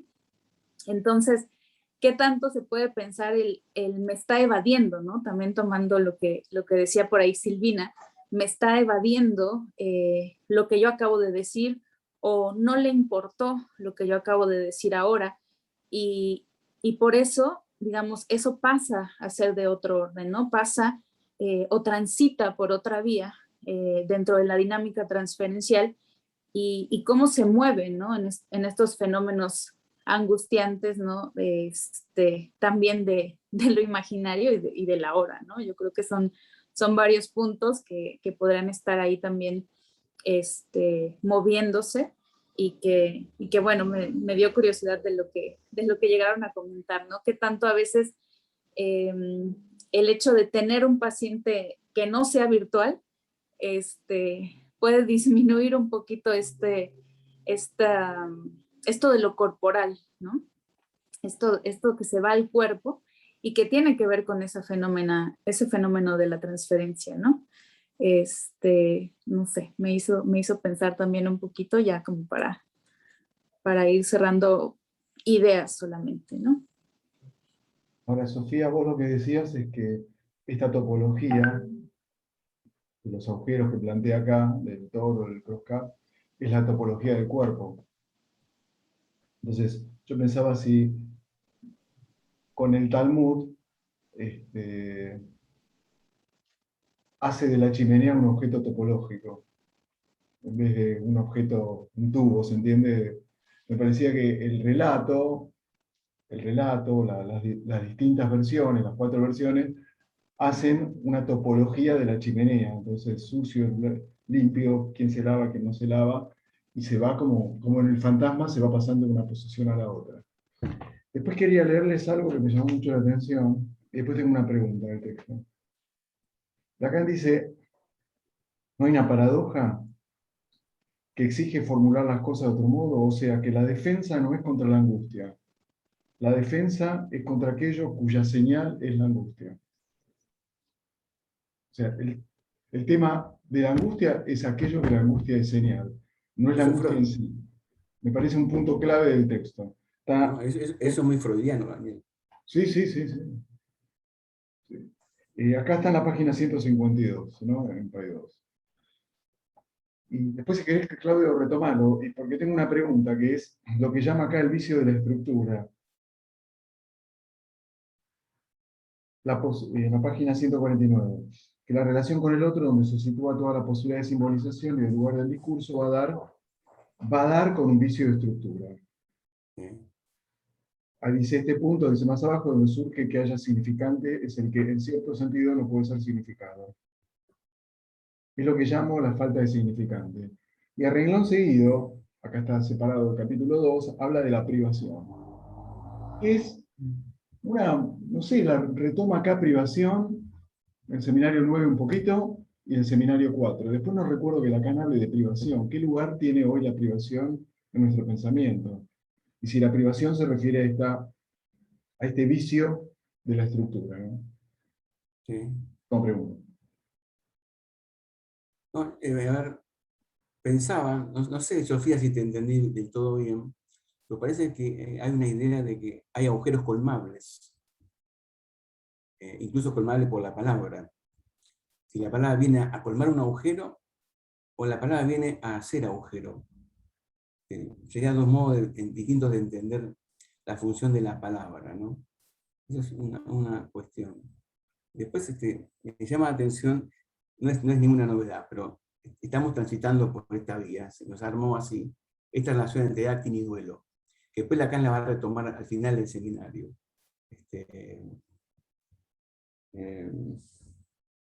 Bueno, eso es una cuestión.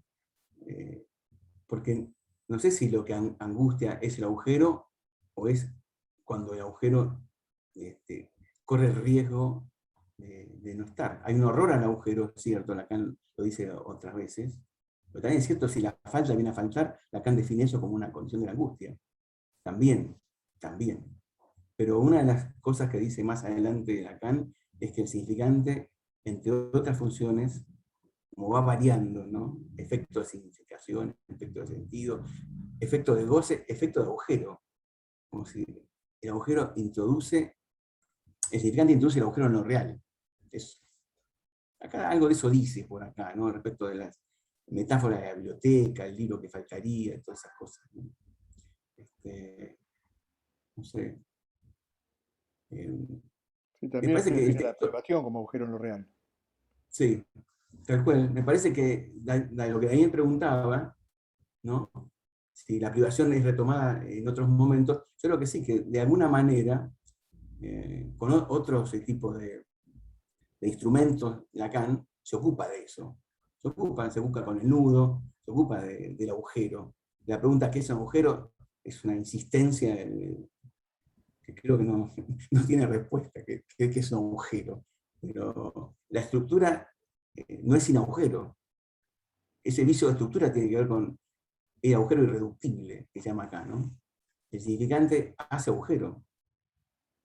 Después habrá bordes, los fenómenos de la angustia como fenómeno de borde, la despersonalización, el acting out como un modo de responder a esto angustiante. Esto que Daniel señalaba, que eso es Freud, ¿no?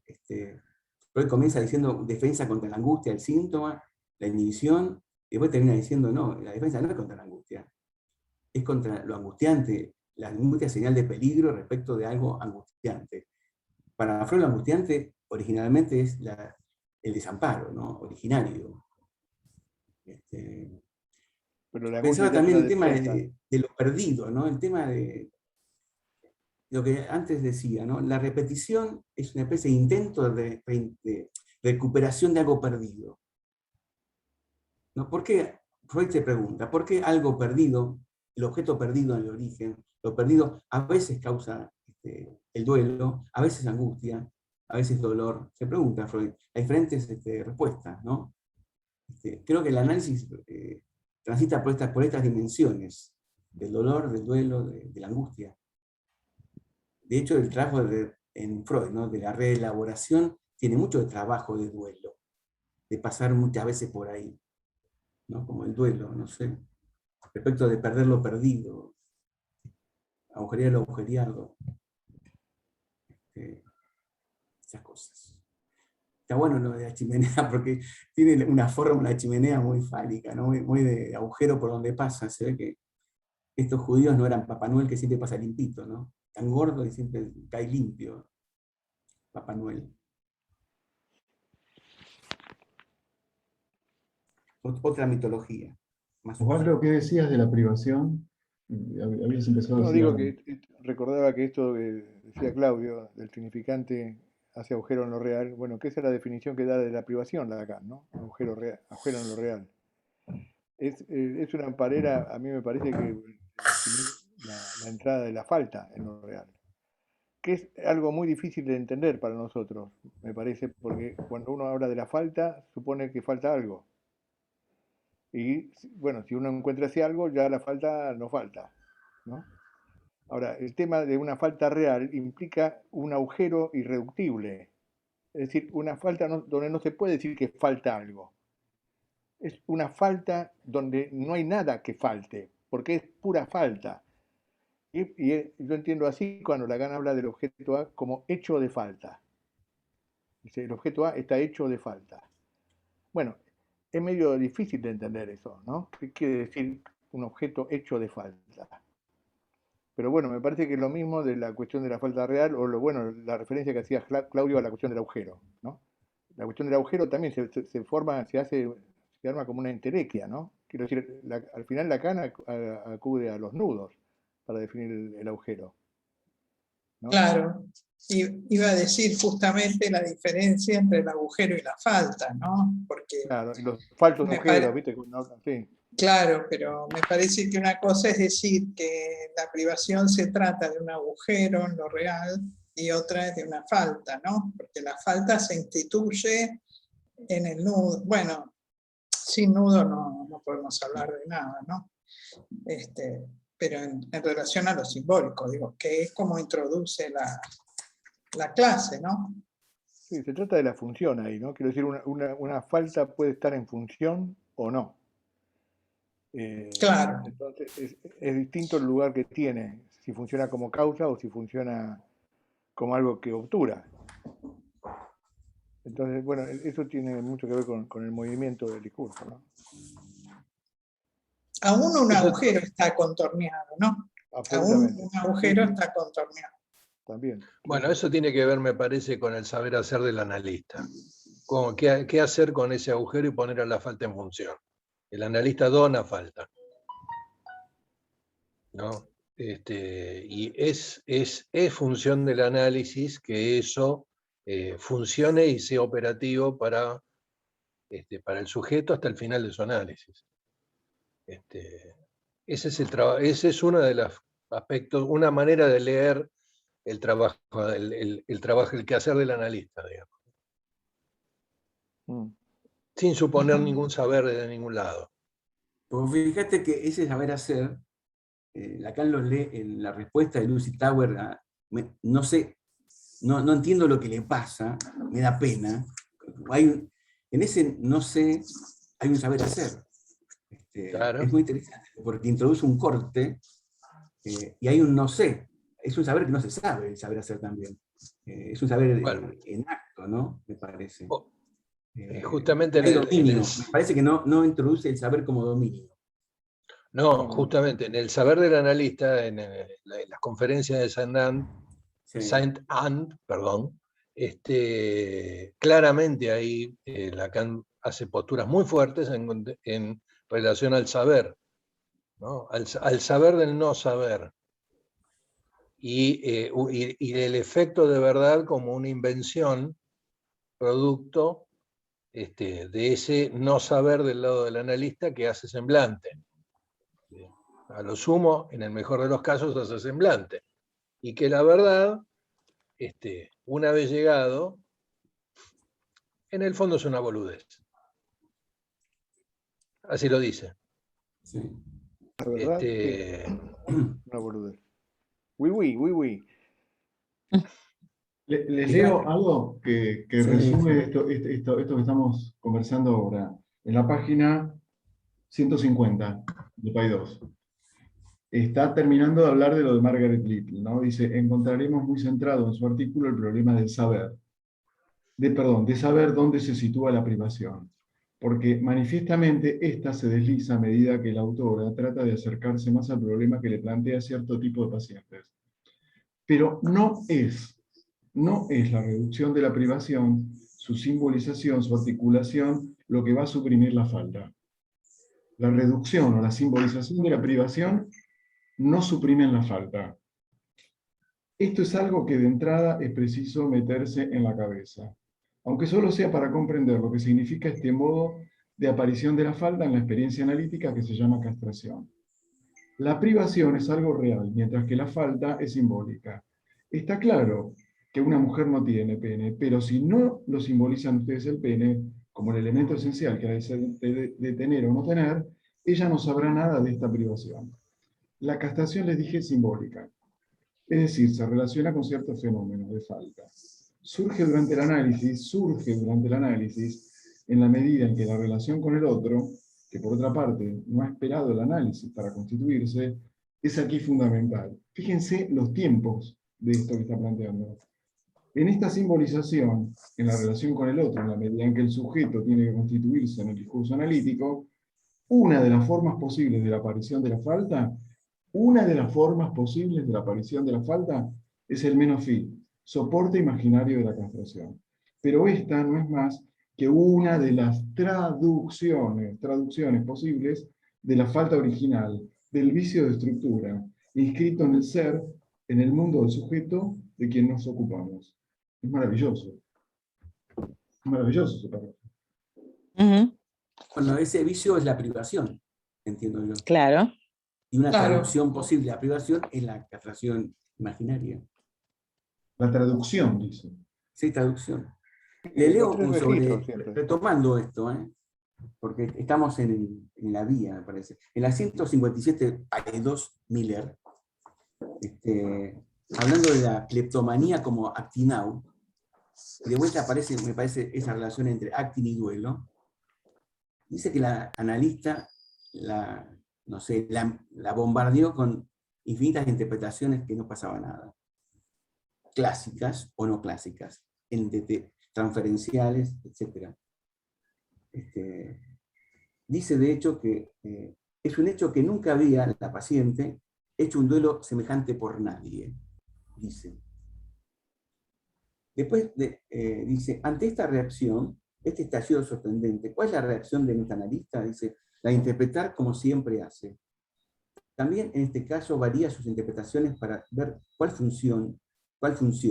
Así que prueba, ¿no? Ensaya. Interpretaciones clásicas, a saber, este duelo es una necesidad de venganza contra el objeto, etc. Los reproches al analista, etc. Nada funciona. Alguna cosita empieza a desencadenarse cuando el analista le confiesa al sujeto que ya no entiende nada de nada y que verla así le da pena.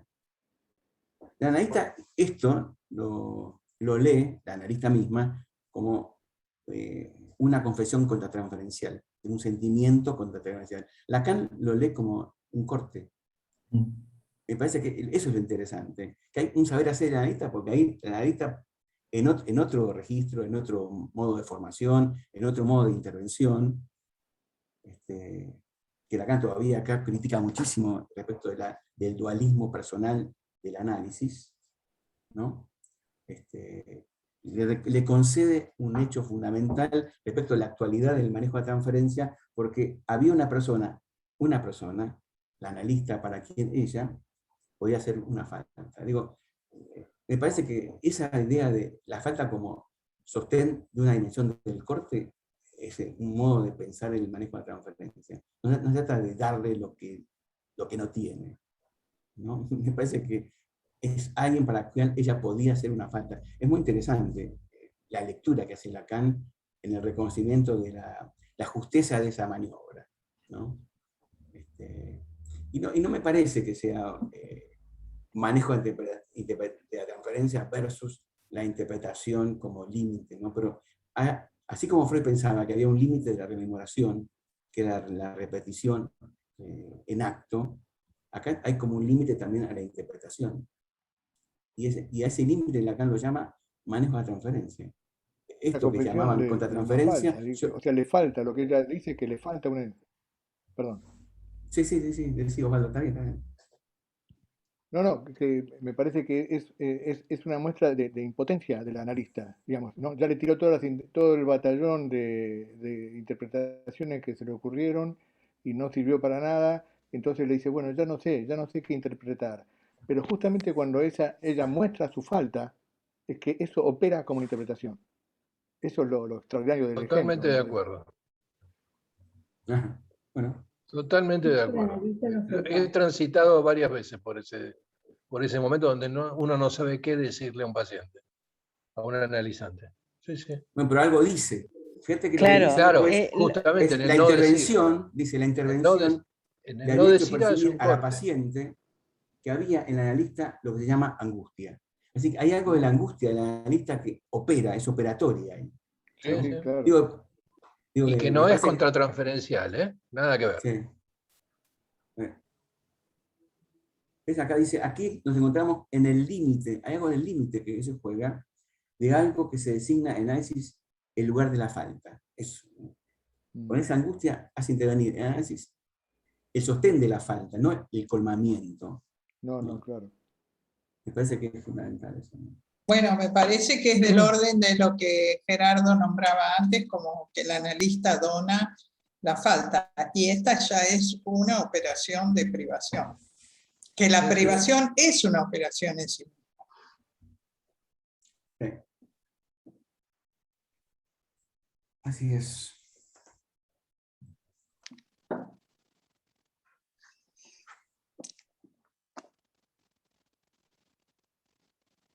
¿Les parece que pensemos cómo continuamos?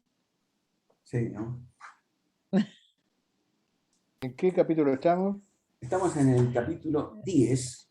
10. A mí me pareció que el 11 y 12 vienen totalmente a cuento de lo que estamos ahora tratando de interrogar. De hecho, respecto de lo que Daniel decía, la escritura, en el 12, Lacan va claramente a retomar la escritura de este esquema de la visión subjetiva, los 3 tiempos que él llama así, y lo va a comentar, ¿no? Ahí hay una relación entre lo que se lee, lo que se escribe y lo que se dice, ¿no? Entonces, no sé vos, Sofía, ¿querrías retomar esto o querías hasta acá? No, pues realmente ni empecé.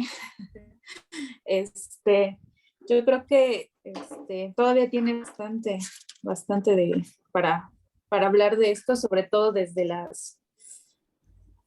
superficie, desde la puesta en escena, desde la función de la falta y todo este rollo, ¿no? Por ahí también sobre la tragedia y la comedia, precisamente, que también hace alusión en la puesta en escena. Y bueno, no sé, si me permiten igual unos minutos en la próxima para hacer el cierre, sí. Y ya sé Por supuesto. quién podría continuar con el próximo, ¿no? Porque todavía está, pues yo creo que este tema del duelo, ¿no? Que habíamos visto también. Hay bastante por ahí. Ricardo, ¿vos querrías comentar la clase siguiente? Hablo de Ricardo Sánchez, amigo del DF. La ciudad. El asunto es que a esta hora doy clases, por eso he faltado este año al conversadero.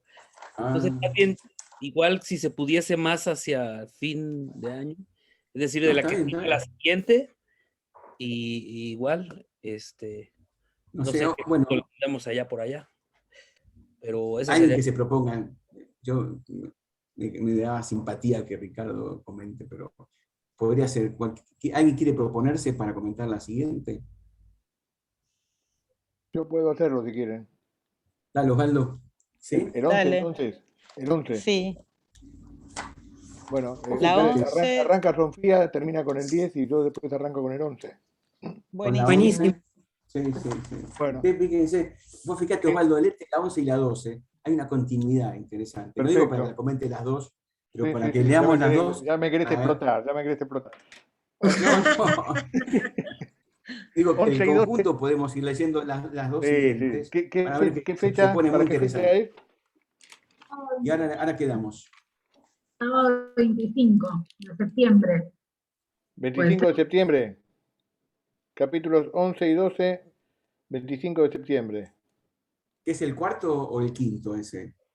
El cuarto, no hay quinto. Cuarto. En septiembre. Cuarto. Es el cuarto Mira, sábado. Podría fundar un quinto. Bueno. Es el cuarto sábado. Bueno. 25 de septiembre. Bueno, listo. Nos encontramos el 25 entonces.